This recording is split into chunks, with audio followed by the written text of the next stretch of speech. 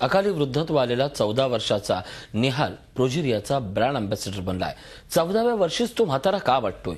काय झालंय त्याला? हा प्रोजेरिया म्हणजे काय? पाहूया हा खास रिपोर्ट।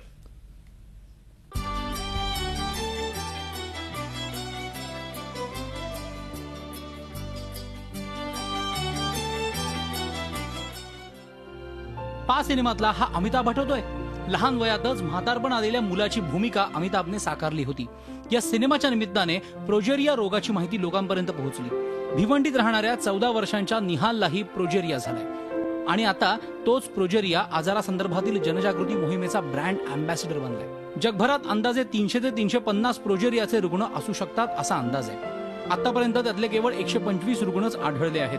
त्यामध्ये भारतातल्या 3 रुग्णांचा समावेश आहे। मात्र ही संख्या 60च्या आसपास असू शकते असा डॉक्टरांचा अंदाज आहे। त्यामुळे प्रोजेरियाच्या इतर रुग्णांपर्यंत पोहोचून त्यांच्यावर उपचार करण्यासाठी प्रोजेरिया रिसर्च फाउंडेशनने पुढाकार घेतलाय।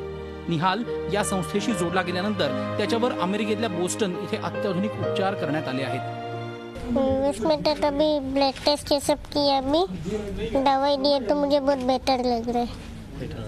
आपको क्या करना अच्छा लगता है? मतलब किस किस चीज़ से आपको अच्छी लगती है? ज़्यादा पेंटिंग करना अच्छा लगता है। मॉल में जाना रहता है तो हर कोई घूर घूर के देखता है, तो इसकी वजह से हम लोग बहुत कम जाते ही नहीं घर के बाहर। मतलब वही यूज में घूमते थे, मतलब एक जन भी ऐसा अबनॉर्मल तरीके से देखा नहीं किसी को, तो हमको लगा वो चीज़ अपने इंडिया में भी हो सकता है। प्रोजेरियाचे रुग्ण जास्त दिवस जगत नाहीत। हार्ट अटॅक, स्ट्रोकचा त्यांच्या जीवाला सर्वाधिक धोका असतो, परंतु नव्या औषधांमुळे या रुग्णांचं वयोमान वाढत असल्याचं समोर आलंय। अशा मुलांची ट्रीटमेंट किंवा बऱ्याच त्यांची हार्टची कंडिशन किंवा त्यांचे स्किनचा प्रॉब्लेम, बोन्सचा प्रॉब्लेम, वेटचा प्रॉब्लेम हे सगळं जाईल हे आम्हाला एक आशा आहे आपल्यामध्ये।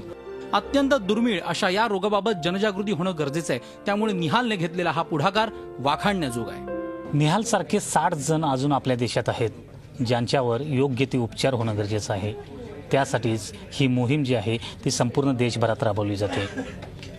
व्हिडिओ जर्नलिस्ट प्रशांत कोचरेकरसह Krishnat Patil, Zee media, Mumbai. Zee 24 तास रहा एक पाऊल पुढे।